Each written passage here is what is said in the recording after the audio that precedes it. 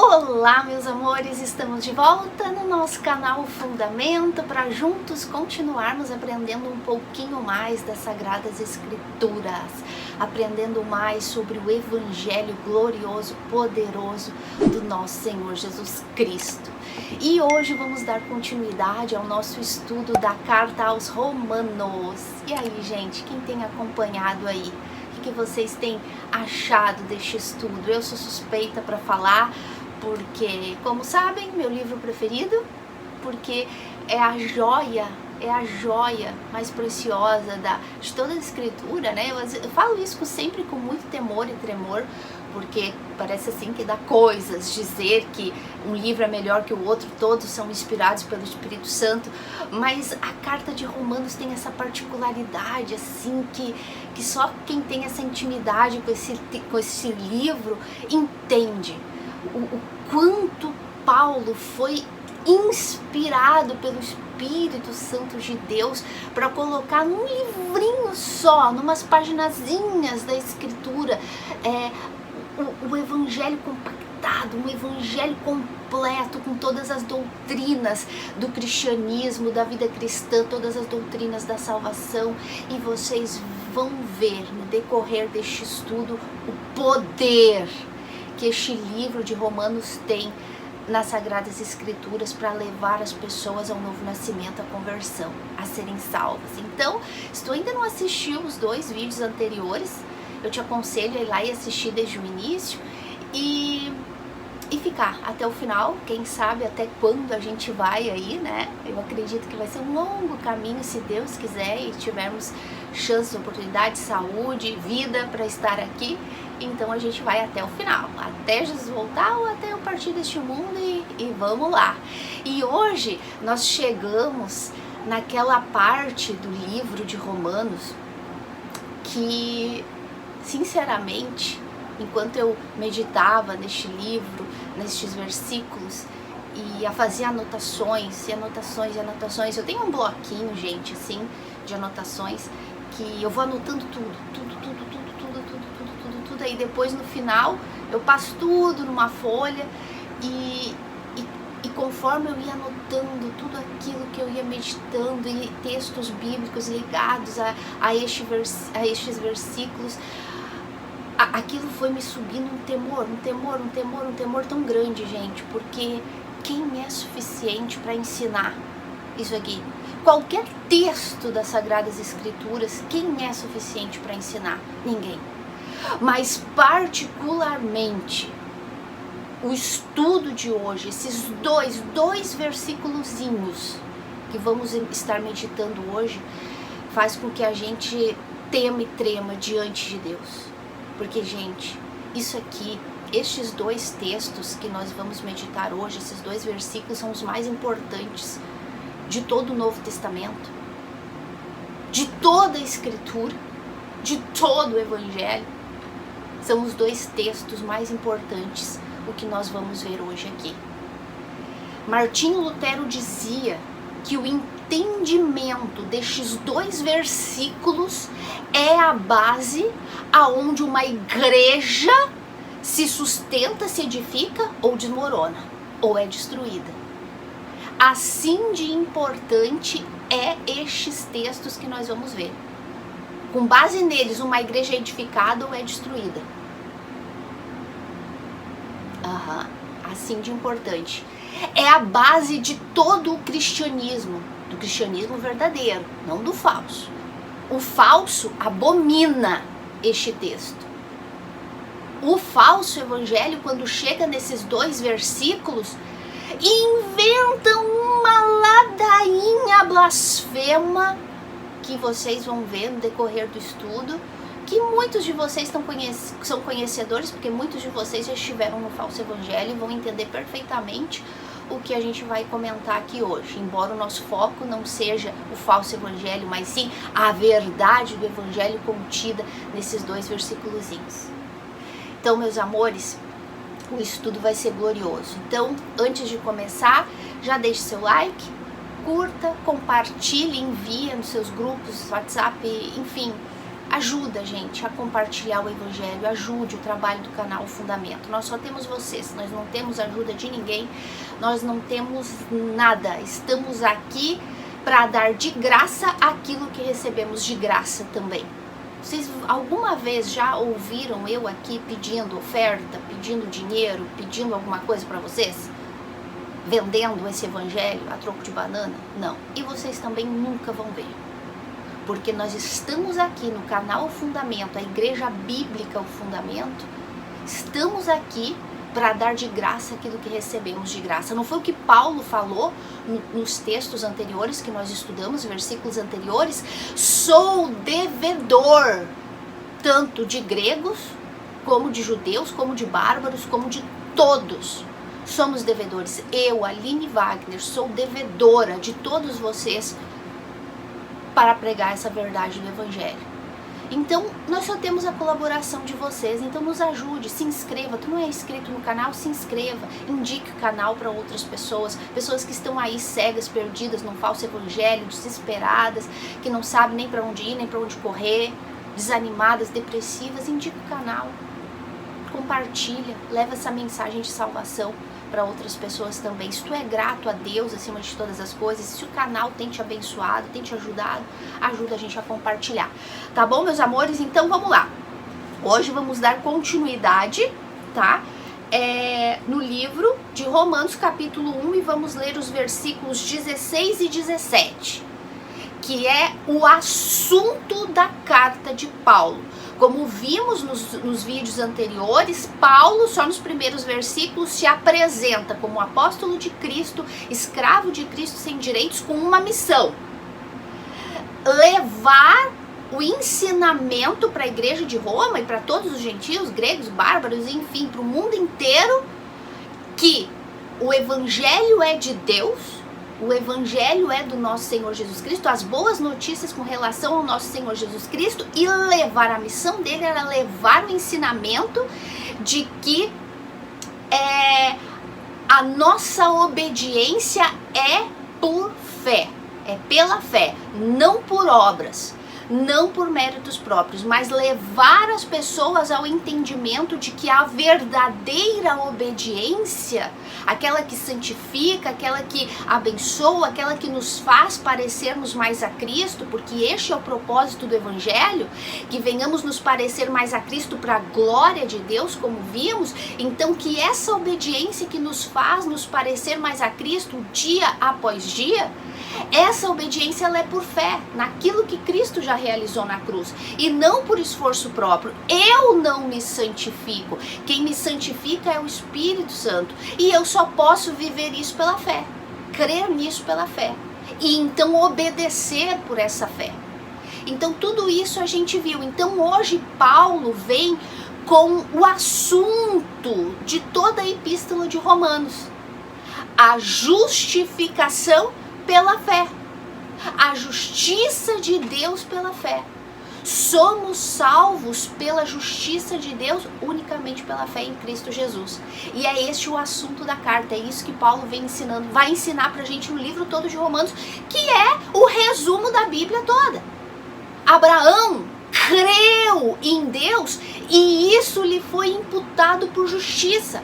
Abraão foi salvo porque creu em Deus. Abraão não foi salvo porque sacrificou Isaac.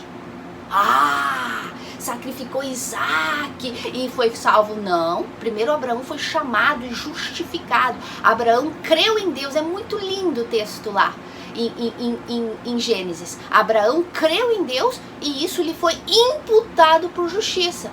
Justiça essa que nós vamos estudar hoje aqui também. Gente, tanta coisa linda, que Deus me ajude. Que Deus me ajude a lembrar de tudo, a ensinar da melhor maneira possível para ficar bem claro para vocês. Então, o assunto de toda a Escritura é a justificação pela fé. Davi foi justificado pela fé. Quando Deus disse que da descendência dele viria o rei de Israel, o redentor do mundo, o rei de Israel, que o reino dele seria para sempre. Davi creu pela fé. E a gente vai ver isso com muito detalhe, com muito detalhe. O texto de hoje Vamos ler primeiro, depois a gente fala mais um pouquinho sobre isso. E diz assim, versículo 16, o assunto da epístola, a justiça pela fé em Jesus Cristo. Engraçado, tem gente que na Bíblia dela fala, justiça pela fé no meu sacrifício. É ou não é verdade? Para desgraça das pessoas, maldito falso evangelho. Muitos aqui substituem o assunto da epístola de Romanos, a justiça pela fé em Jesus Cristo, pela justiça pela fé no meu sacrifício, no meu voto no altar, no meu envelope, no meu sangue derramado no altar. Vão vendo o que o Espírito Santo quer mostrar para vocês hoje, através da meditação, da verdade das Escrituras. Então, só no título a gente poderia gravar 1, 2, 3, 10 mil vídeos falando dessa justificação pela fé em Jesus Cristo, não nas minhas obras, não na minha moral. Acho que já ficou claro, né? Querer ir contra essa verdade, gente, é loucura.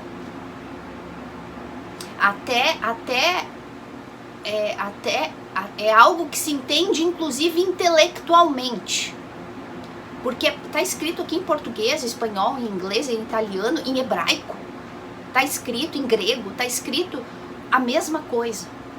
Justificação pela fé, por meio de Cristo, em Cristo. Não é em nada além de Cristo. Não existe salvação fora de Cristo.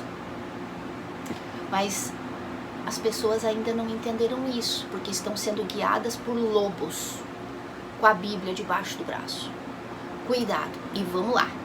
Então diz assim, Paulo falando, pois não me envergonho do Evangelho, porque é o poder de Deus para a salvação de todo aquele que crê, primeiro do judeu e também do grego, visto que a justiça de Deus se revela, se mostra, se dá a conhecer no Evangelho, de fé em fé, pois como está escrito, o justo viverá pela fé.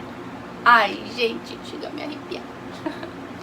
Porque que Deus me ajude a ensinar vocês tudo que está contido aqui nesses dois versículos, inclusive textos muito mal interpretados pelo falso evangelho, né? O justo viverá pela fé, né? Mas vamos ver isso de acordo. Não sei nem se eu vou conseguir gravar tudo num vídeo só, ou de repente eu vou gravar e divida ele em dois. Muito provavelmente eu faça isso, porque tudo que tem para ser falado hoje, e eu vou falar tudo.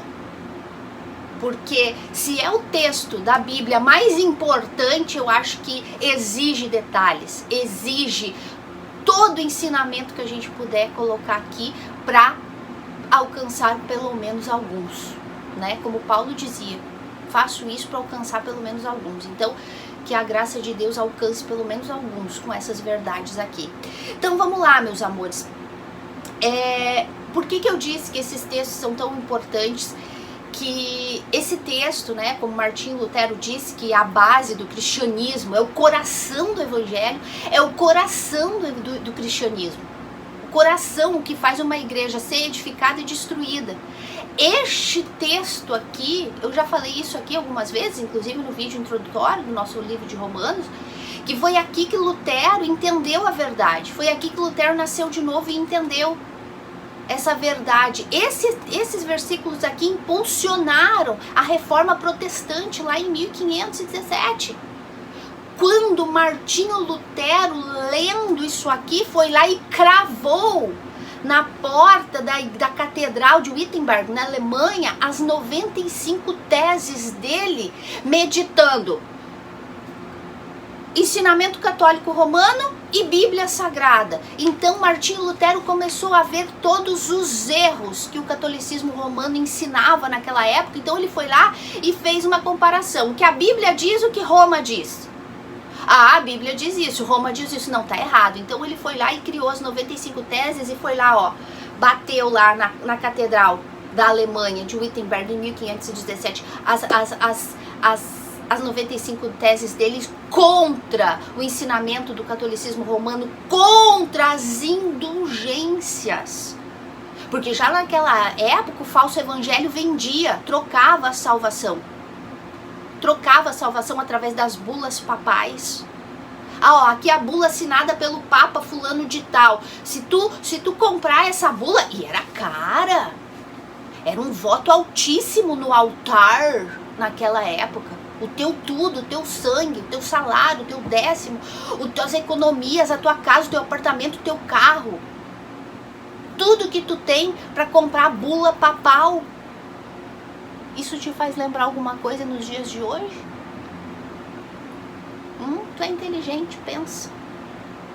Então Lutero lutou contra esse falso ensinamento das bulas papais, para que a pessoa alcançasse um cantinho no céu, para que ela fosse salva, para que ela desse um pulo do purgatório. Cada vez que uma moedinha tilindrar lá no fundo da latinha, o teu familiar, o teu parente, o teu amigo, tu mesmo o teu familiar vai sair do purgatório e tu nem vai para lá. Ou então, se tu tinha que ficar 100 anos no purgatório, tu vai ficar 1 ano só. Quanto mais dinheiro tu der, quanto mais moedinhas pingar lá na latinha, menos tempo no purgatório tu vai ficar, ou o teu familiar vai sair de lá, vendendo a salvação a troco de banana.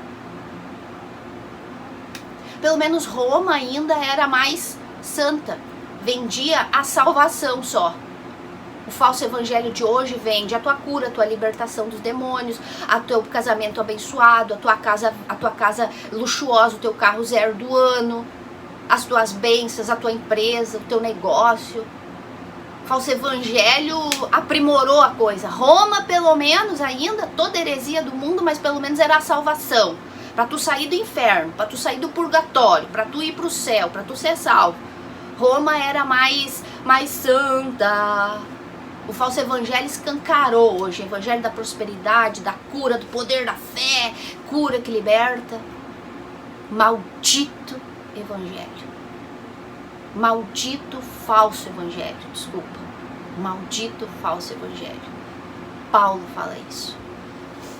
A desgraça que esse falso evangelho faz na vida das pessoas. Então este texto impulsionou a reforma.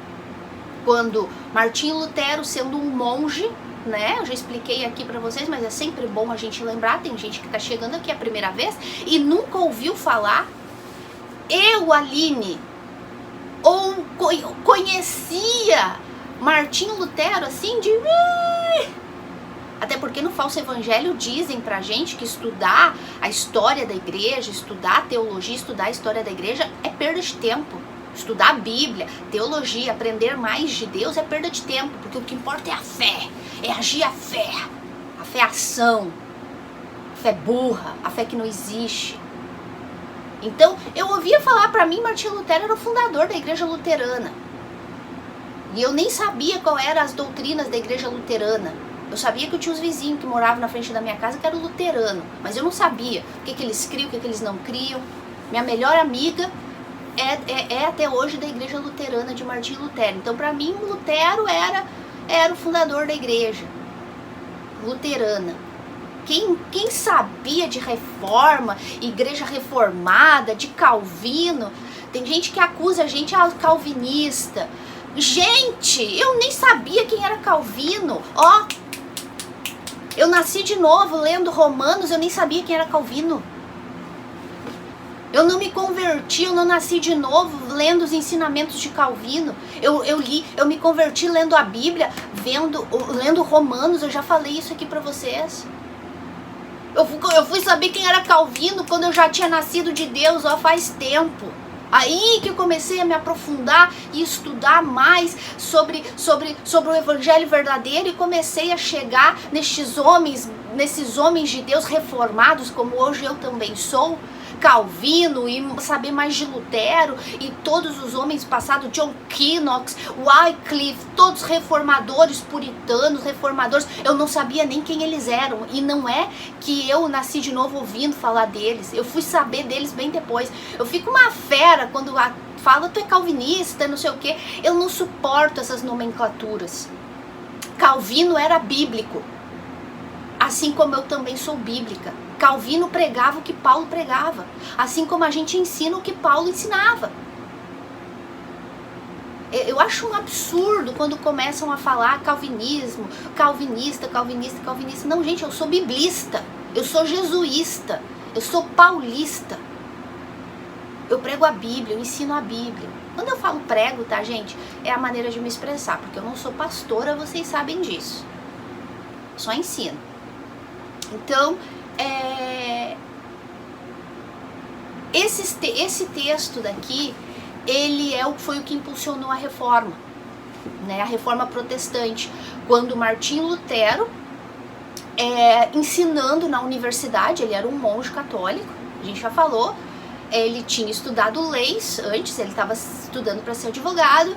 Um dia ele estava voltando de casa para ir para o seminário, para o monastério, teve lá uma tormenta no meio do caminho e ele, né, ou melhor, ele estava indo para a faculdade estudar leis, teve lá uma tormenta, uma tempestade, começou a cair uns raios lá e ele se apavorou e ele clamou a Santa Ana, né, a santa padroeira dele, da família dele na época, dizendo: Santa Ana, se tu me fazer chegar seguro na universidade, eu então vou virar monge. Então daí, de acordo com isso, a tempestade passou, enfim, e ele foi, então ele deixou a advocacia para ser monge, para ser padre. E Lutero, por ser um católico devoto desde criança, por causa dos pais, ele entendeu, né, com respeito à relação, à justiça de Deus. E a gente vai falar mais daqui a pouco sobre isso, não vou me antecipar. Depois a gente vai explicar mais um pouquinho. Mas então, devido ao entendimento que Lutero teve desse texto, né, a gente vai falar mais com detalhes daqui a pouco, ele então foi lá e cravou as 95 teses e deu pontapé inicial à reforma, né, lá em 1500, que hoje, né, que resgatou esse evangelho puro da justificação somente pela fé em Cristo, né, a salvação unicamente pela sola fide, sola escritura, solo Cristo, solo para a glória de Deus, enfim, sola fide, só pela fé, a salvação é unicamente pela fé. Então, Paulo diz assim: não me envergonhe do evangelho. Vamos voltar um pouquinho no estudo, no texto anterior, em que Paulo diz que ele está ansioso para ir a Roma pregar o evangelho. Lembra que a gente viu que ele falou que várias vezes ele quis ir até Roma para pregar o evangelho, mas que por ele estar envolvido nas igrejas da Europa, da Grécia, ele não pôde ir. Então ele fala que estava muito ansioso de ir pregar o evangelho em Roma, tanto para gregos como para bárbaros, quanto para sábios quanto para ignorantes. Por quê? Porque ele era devedor desse evangelho. E porque ele diz assim, então a gente sempre tem que continuar a sequência, estudo expositivo, versículo no seu contexto, cada versículo no seu contexto. Então Paulo fala: eu estou ansioso para ir até vós para pregar o evangelho. Por que, Paulo? Pois não me envergonho do evangelho. Paulo vem e fala: eu quero ir até Roma, eu quero ir até a capital do império do mundo, Roma, pregar o evangelho, porque eu não tenho vergonha do evangelho de Deus, do evangelho de Cristo pelo qual eu fui chamado. Espera aí, por que Paulo faz questão de falar que ele não tem vergonha do evangelho? Se existe uma pessoa que poderia ter vergonha desse evangelho, era Paulo. Paulo, judeu de judeus, exemplar na lei, sabia que tanto para judeus como para gregos, o evangelho da cruz de Cristo era um escândalo. Por quê? Porque judeus pedem sinais e gregos sabedoria. Não é isso que ele fala lá em Coríntios? Judeus pedem sinais, gregos a sabedoria, mas nós pregamos Cristo e este crucificado. Então, Paulo, conhecedor muito bem da lei e dos costumes judaicos, sabia que todo aquele que era pregado na cruz do Calvário, no madeiro, era maldito. E Paulo dizia, eu não tenho vergonha deste evangelho que prega Cristo e este crucificado. Nem perante os judeus, fanáticos ortodoxos da lei, que idolatraram tanto a lei, que quando Cristo, daquele a quem a lei anunciava, veio, eles não reconheceram. Estavam tão cegos na lei, que quando Cristo, aquele a quem a lei anunciava, desde o Antigo Testamento, chegou diante deles e eles, maldito, madeiro, prega ele, blasfemo, louco, condena, crucifica, que o sangue dele caia sobre nós, se ele for inocente, crucifica. A lei cegou tanto eles que eles não enxergaram a glória de Deus na face de Cristo, como fala lá no livro de Hebreus. Então Paulo sabia que esse evangelho era loucura para gregos e para gentios e para judeus, mas Paulo dizia, eu não me envergonho de pregar esse Cristo. Nada quis saber entre vós senão a Cristo e este crucificado. Não me interessa a sabedoria que os gregos pedem, não me interessa os sinais que os judeus pedem, porque eles esperavam. Olha só, a lei, quando ela não é aplicada da maneira correta, ela cega de uma maneira. Porque a própria lei falava dos sinais que Jesus faria, o Messias faria. Jesus veio e fez todos os sinais. Curou coxos, curou cegos, ressuscitou mortos. E os judeus viam os sinais e não enxergavam porque eles estavam cobertos com o véu da lei, por causa da dureza do coração. E é a mesma coisa hoje quando a gente ensina essa verdade para aqueles que estão cegos no falso evangelho, por causa do seu coração endurecido, orgulho de dizer não, a minha igreja é de Deus, a minha fé é verdadeira, estão cegas e não enxergam a verdade, não enxergam a cruz, Cristo e este crucificado. Gente, que loucura! Meu Deus, que Deus tenha misericórdia, que essa graça salvadora alcance todos vocês e dê esse entendimento. Então Paulo sabia que os judeus pediam sinais, eles queriam sinais para saber se Cristo era o Messias e queriam sinais, mas tinha que ser os sinais de acordo com a vontade deles. E os gregos sabedoria, Platão, Plutão e Aristóteles, e sabedoria, e querer articular, e filosofar e tal. E Paulo sabia de tudo isso, e Paulo disse, eu não quero saber de nada disso, nem sinais, nem sabedoria. A única coisa que eu quero saber e ensinar é Cristo e esse crucificado. Porque esse é o poder de Deus para a salvação, que a gente já vai continuar vendo aqui. Paulo poderia ter vergonha do evangelho. Por quê? Porque Paulo foi o mais perseguido. Assim como ele foi o maior perseguidor, ele também foi o mais perseguido. Paulo, se tu lê toda a trajetória dele no livro de Atos dos Apóstolos, e depois nas cartas que ele mesmo relata, todo o sofrimento que este homem passou por amor a este evangelho do qual ele diz que não tem vergonha.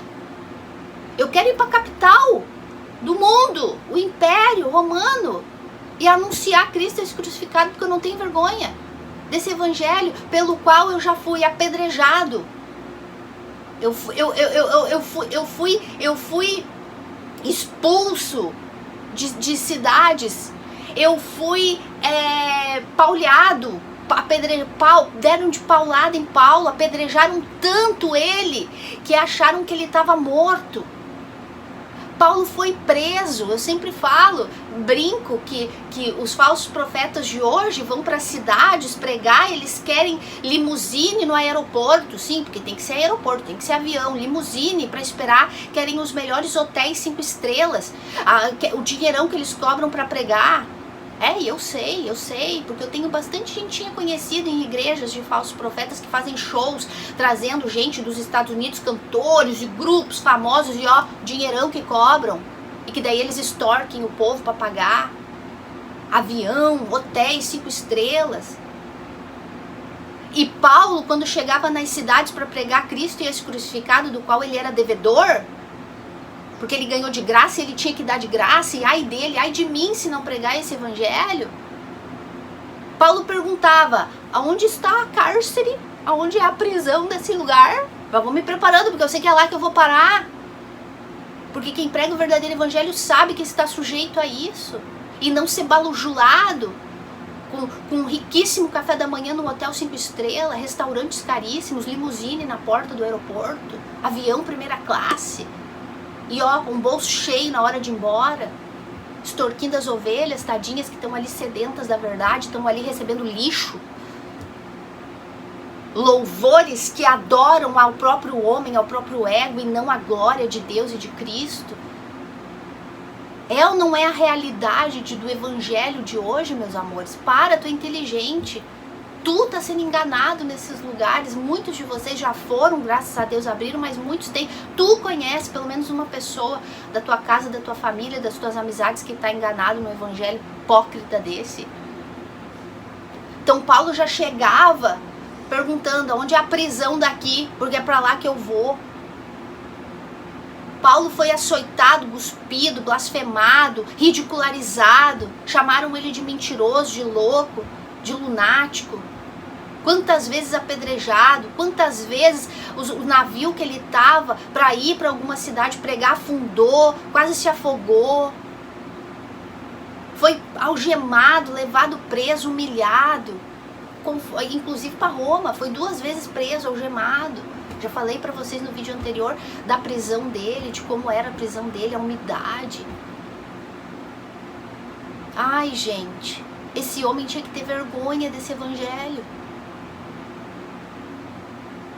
Tinha que sair escapado, fugido, escondido, numa cestinha, lá no muro.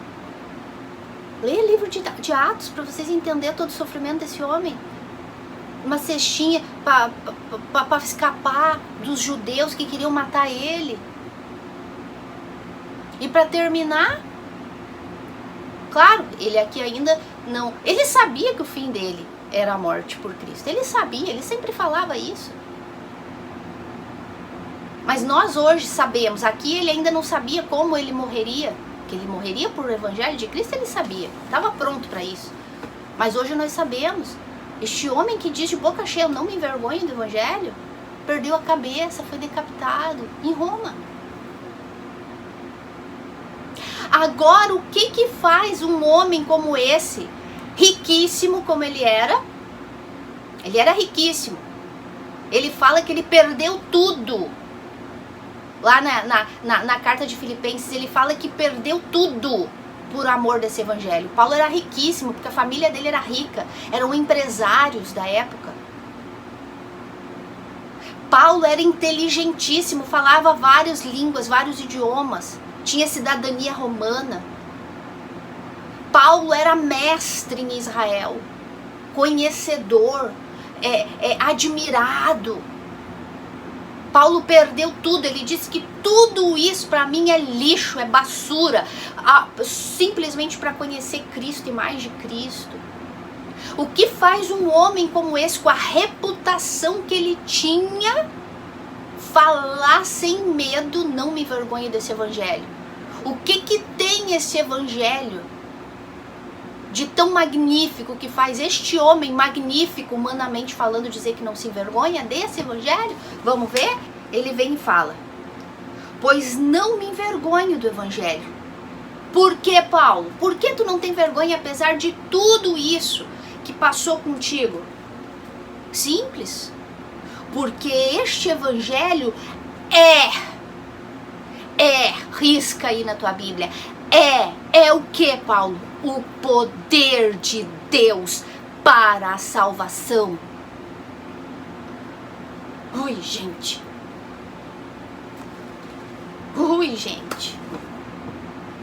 Que mensagem é essa, meu Deus? Que mensagem é essa? Eu não me envergonho desse evangelho, porque ela essas boas notícias, porque evangelho é boa notícia, essas boas notícias o poder de Deus para a salvação. Mas salvação de quem e por quê, Paulo? A salvação da raça humana. Porque Paulo sabia, em primeiro lugar, Paulo sabia, ele não tinha vergonha desse evangelho, porque a mensagem desse evangelho era a única mensagem que podia salvar o mundo do quê? Da condenação eterna. Salvar o mundo de quem? Do próprio Deus.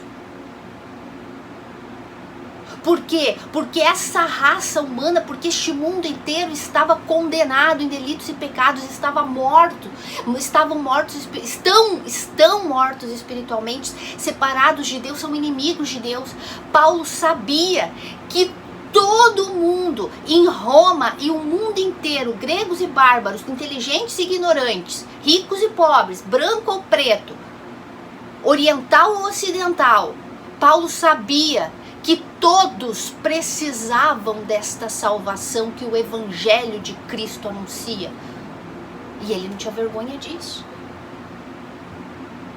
Todos estavam mortos, todos estão mortos, todos pecaram e estão destituídos da glória de Deus. Precisam de salvação. Paulo sabia que a mensagem que ele tinha para anunciar era a única capaz de salvar. Por isso ele não tinha medo e nem vergonha de pregar no império, na capital do império do mundo naquela época. Vocês estão entendendo, meus amores, o porquê que ele não tinha vergonha? É o poder de Deus para salvar. Agora o falso evangelho entra aqui com um poder totalmente diferente. Não entra aqui, veja bem que Paulo fala, o evangelho, que eu não me envergonho, é o poder de Deus. O falso evangelho fala que o evangelho é o poder da pessoa. É o poder da instituição que ela frequenta. É o poder do altar de pedra que está lá naquela instituição. É o poder do envelope que ela bota o sacrifício dela dentro. É o poder do líder, do cabeça daquela instituição. Que o evangelho é o poder lunático, fanático, doentio, desculpa lá as palavras, bagunça, que o falso evangelho e que o evangelho, infelizmente, pentecostal adotou um poder desequilibrado, um poder de bagunça. Não é, Paulo disse aqui, o poder é de Deus para a salvação. Não é o poder nas mãos da pessoa de ajudar a Deus na salvação, de colaborar com Cristo para a salvação, de fazer algo para chamar a atenção de Deus. O poder da salvação está na mão de Deus, não está nas mãos da pessoa. Tampouco é o poder, essa igreja é a igreja do poder, é o poder da fé, que cura, que liberta, porque é o poder da fé que faz e acontece. Não, o evangelho é o poder de Deus. Tampouco é o poder de Deus naquelas loucuras, naquela bagunça, naquela gritaria, naquela pulaçada, em revelação e profecia dada por homens ai, gente, já falei isso. Aonde tem falso evangelho, aonde tem falsa doutrina, é uma bagunça, é uma desgraça, é uma maldição. Não é esse poder. Esse não é o poder de Deus. Quem é ensinado no evangelho da prosperidade hoje, no evangelho do poder da fé ação, que tu tem que agir essa fé para te salvar e para conquistar mundos e fundos, ou o poder de Deus, o cair pelo poder de Deus, a glória do poder de Deus nessa instituição e que faz e acontece. Não é nada disso aqui que é o evangelho. O evangelho é o poder de Deus para a salvação. De Deus, não do homem, não da instituição. É o poder de Deus. Espero que vocês estejam começando a assimilar as coisas. Por que essa mensagem é tão importante? E a gente já está em 40 minutos e eu nem comecei o estudo ainda. Vamos vendo, provavelmente a gente vai dividir em duas partes mesmo. O poder desse evangelho que Paulo está pregando aqui, que é o poder de Deus para a salvação, não é esse poder desse falso evangelho barato que é oferecido por aí. O poder da fé para a cura, para a restauração da família, do casamento, do negócio, do caicai, do poder de Deus, não. O poder desse evangelho, dessa mensagem, dessa boa notícia do evangelho, é o poder que restaura a vida de um pecador, a vida de um inimigo de Deus, a vida de alguém morto espiritualmente em delitos e pecados. Isso é o que o poder do evangelho faz. O poder do evangelho de Deus, ele dá vida a mortos. Isso é a mensagem do evangelho. O evangelho de Deus, poderoso evangelho de Deus, o único evangelho que existe, que é o bíblico, ele restaura o pecador da morte espiritual. Essa é a verdade bíblica. Não essas coisas aí fajuta. Não, nada disso. Vocês estão entendendo, meus amores? Então por isso Paulo dizia que não se envergonhava desse evangelho. O evangelho é o poder de Deus para restaurar vidas destruídas pelo pecado. Isso é evangelho. Gente, o falso evangelho e o mundo coach, o mundo, enfim, mas principalmente o falso evangelho, que são os inimigos do verdadeiro evangelho, são inimigos de Deus e do povo de Deus, da igreja de Deus, fazem do poder o seu Deus. É tão deturpado o poder do evangelho, o poder de Deus, que é deturpado nesse texto bíblico, é tão deturpado no falso evangelho, no mundo pentecostal e principalmente neopentecostal e no mundo em geral, que o mundo faz do poder o seu Deus. Lá no livro de Abacuque, que é o que a gente vai ler também, porque é muito legal, porque a gente viu ali que Paulo termina o texto falando, né? O justo viverá pela fé. Esse texto está escrito lá em Abacuque 2:4. Então, ele fala assim, eu fui meditar, porque sempre que eu venho estudar, que eu vou gravar aqui para vocês, eu sempre busco, né, a chave bíblica no original, no grego, no hebraico, os textos ligados. E, poxa, mais ligado do que Abacuque lá nesse texto de Romanos, o justo viverá pela fé, é impossível. Porque Paulo repete as palavras do profeta Abacuque. Então eu fui, né, meditar em Abacuque, todo o contexto, para ver em que contexto Abacuque fala do justo viverá pela fé. É assim que se estuda a Bíblia. A gente passeia na Bíblia inteira para ver todos os textos ligados àquele ensinamento. E Paulo conhecia bem a Bíblia dele. Paulo conhecia muito bem. E olha só, então, daqui a pouco a gente vai falar um pouquinho mais de Abacuque, falando do porquê ele falou isso, o justo viverá pela fé. Mas meditando em todo o contexto, olha o que Abacuque fala. Ele diz assim, no contexto dos inimigos de Israel, ele diz assim, ó, então, versículo 11 do capítulo 1, então passam como passa o vento, os inimigos, né? Então passam como passa o vento e seguem, fazem-se culpados estes cujo poder é o seu Deus. Olha só o que Abacuque está falando dentro do contexto que ele termina falando, o justo viverá pela fé, e que Paulo está repetindo. Veja que Paulo, gente, isso é muito legal quando a gente vai meditar nas escrituras e o Espírito Santo, porque a função do Espírito Santo é nos revelar a verdade, é nos lembrar de toda a verdade, nos conduzir à verdade. Meditando em Romanos, falando que o evangelho é o poder de Deus. Aí termina com Abacuque, o justo viverá pela fé. Tu vem aqui em Abacuque e tu vê que Abacuque está falando de poder também. Está falando de poder. Mas que os inimigos de Israel também estavam usando esse poder de forma errada.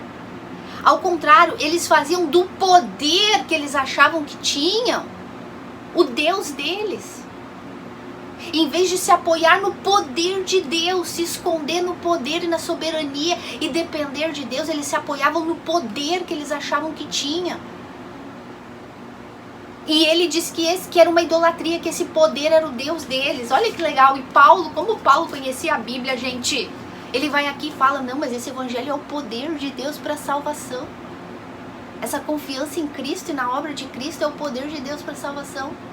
E o falso evangelho interpreta tudo isso errado. O falso evangelho idolatra o poder que se supõe que o ser humano tem para se salvar. Quando ele age uma fé-ação através de um voto, de um sacrifício, de uma penitência, que nem Lutero.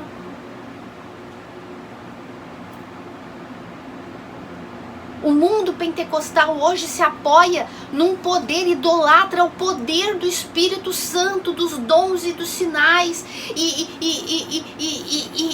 a bagunça que virou. O poder de Deus, o cair pelo poder de Deus, e as línguas de anjos que não existem, porque é mal interpretado, Atos 2. A desordem no culto, que Paulo fala tanto lá em Coríntios, que o culto tem que ser em ordem, não gritaria, porque escandaliza os de fora. Não, o poder não está na gritaria, o poder não está nos dons, o poder está em Deus. Nessas boas notícias que revelam algo extraordinário, que a gente vai ver agora no próximo versículo. O poder não está na fé de um envelope, de muito dinheiro. O poder está nas boas notícias que esse evangelho revela. O falso evangelho e o mundo, a política, os poderosos deste mundo fizeram do poder o seu Deus e estão cegas e não estão enxergando isso. Ai, gente, me maravilha a sabedoria de Paulo, gente. Como que ele ligou as coisas de Abacuque aqui, falando que o evangelho é o poder de Deus, enquanto no mesmo contexto Abacuque está dizendo que os inimigos de Deus fizeram do poder o Deus deles. Tá tudo errado, gente, tá tudo errado, e hoje também tá tudo errado. Tá tudo errado. E nós somos taxados de arrogantes e inclusive de falsos profetas calvinistas, e que Deus monstruoso é esse que escolhe uns para salvar e deixa outros na condenação. Aí nós ainda, ou então que pregamos libertinagem, porque temos que sacrificar e temos que obedecer para ser salvos. Paulo também foi acusado disso, João também foi, Pedro também foi, a igreja primitiva também foi. Eu, Aline, e o canal Fundamento, e meu marido, e a igreja bíblica Fundamento também somos. E que legal! Se Cristo passou, o servo também passa. Mas é porque tá tudo uma bagunça, meus amores, virou bagunça. Porque o falso evangelho fez do poder o Deus deles. Poder da fé, cai, libertação, cura. E ai. A igreja do poder.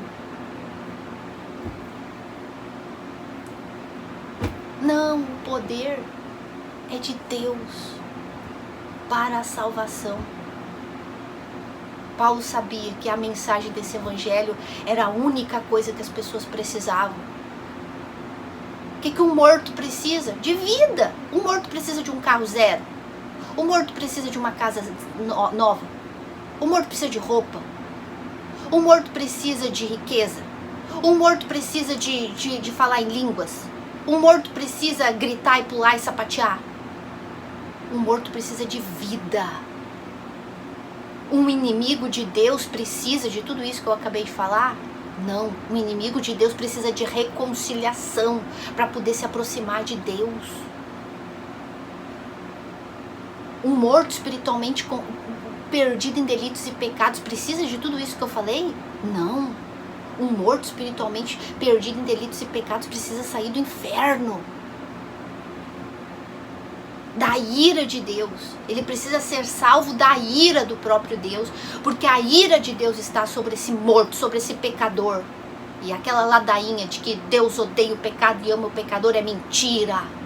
Deus odeia o pecador também, porque a santidade dele impede ele de se aproximar desse pecador. Por isso, o Evangelho tem essa notícia de reconciliação, de salvação unicamente pela fé em Cristo. Esse é o poder desse Evangelho que salva. E aí Paulo vem e fala assim: pois não me envergonho do Evangelho, porque ele é o poder de Deus. Não é que pode ser que ele seja. Mesma coisa, o ser humano não está mais ou menos doente, mais ou menos enfermo. Não, o ser humano está bem morto. Morto. Herdamos essa morte de Adão. Romanos capítulo 5, versículo 12. O texto que me fez entender a verdade das Escrituras. Herdamos isso. É original, é o pecado original que a Igreja Católica também entendeu. Não sabia que no falso evangelho eles odeiam falar do pecado original? O neopentecostal, o neopentecostalismo não aceita. Para eles, o pecado é da pessoa, é o diabo, e aliás, é o diabo, não é nem a pessoa que peca, é o diabo que faz ela pecar. O culpado é o diabo. Eu abominava quando eu estava no falso evangelho e ouvi falar do pecado original. Nossa, era um absurdo para mim. A Igreja Católica entendeu isso, o pecado original. Por isso que eles batizam as crianças, que não entendem nada, tadinhas. Por isso. Porque para aquela criancinha ser salva, ela tem que ser batizada por causa do pecado original. Batizou a criancinha, pronto, está livre do pecado original. É assim de deturpado o ensinamento do catolicismo romano. Não, esse pecado original nos acompanha, ó, desde o dia que a gente foi gerado no ventre. Já vem a semente maligna do pecado que herdamos de Adão, através do sangue.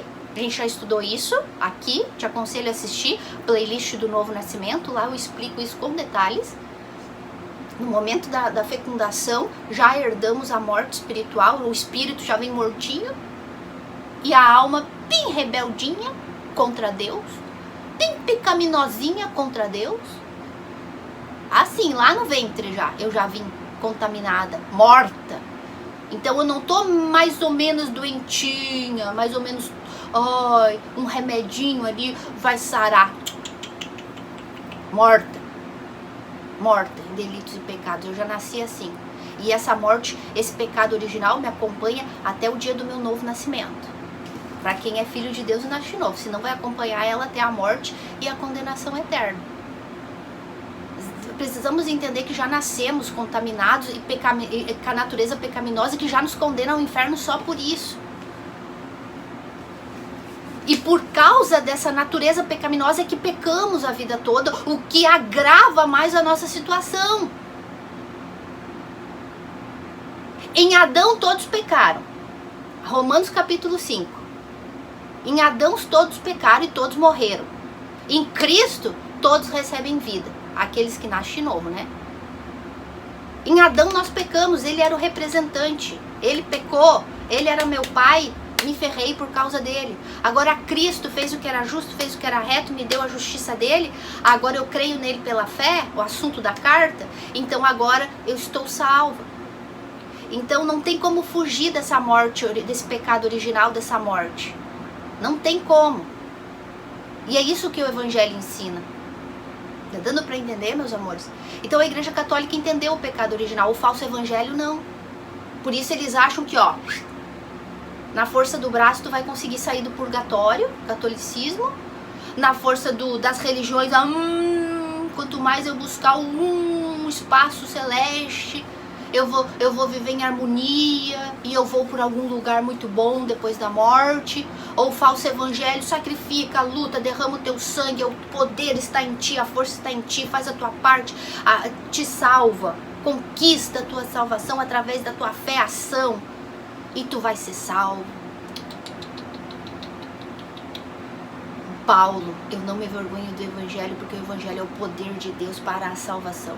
O Evangelho, as boas notícias, é o poder de Deus.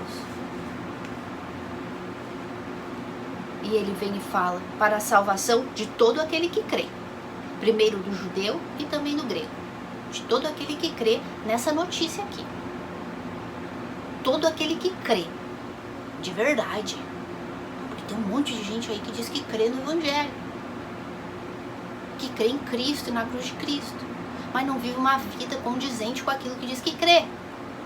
Vive uma vida de pecado, dividindo a fé, crendo no falso evangelho um pouco. Um dia ela crê em Cristo, outro dia ela crê no Buda, outro dia ela crê no poder do Kaikai, de Deus, enfim.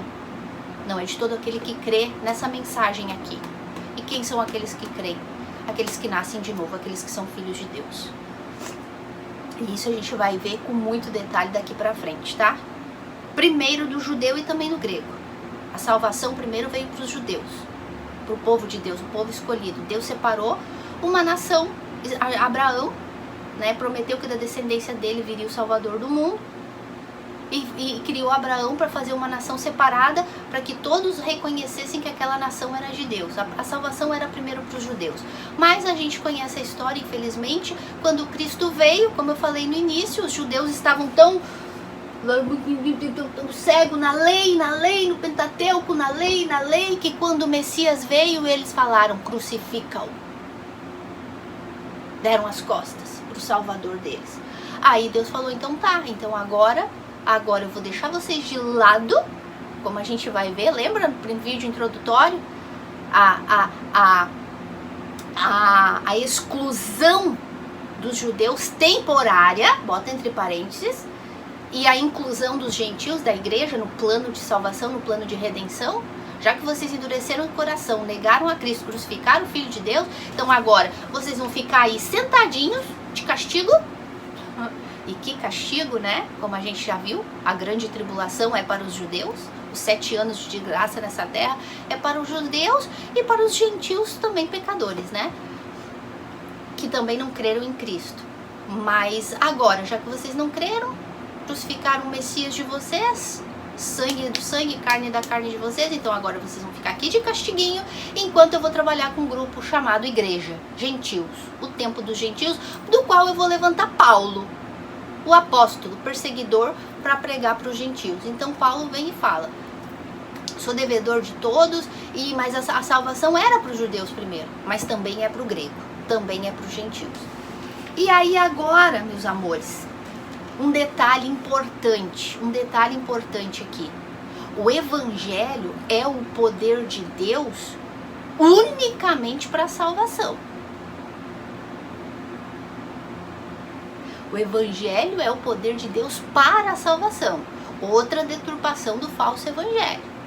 Lembra que eu falei agora há pouco? A Igreja Católica pelo menos entendia isso. Entendia o pecado original e entendia e ensinava que as indulgências papais e os amuletos e o sangue e o leite da Maria que eles vendiam e o chinelo de José enfim, todas as parafernália, a água benta, todas as parafernália lá, os pontos de contatos que a Igreja Católica inventou, né, que o falso evangelho hoje também tem, rosa ungida, água ungida, azeite ungido, o papelzinho, o paninho ungido, né, tudo igual, só mudou o nome, né?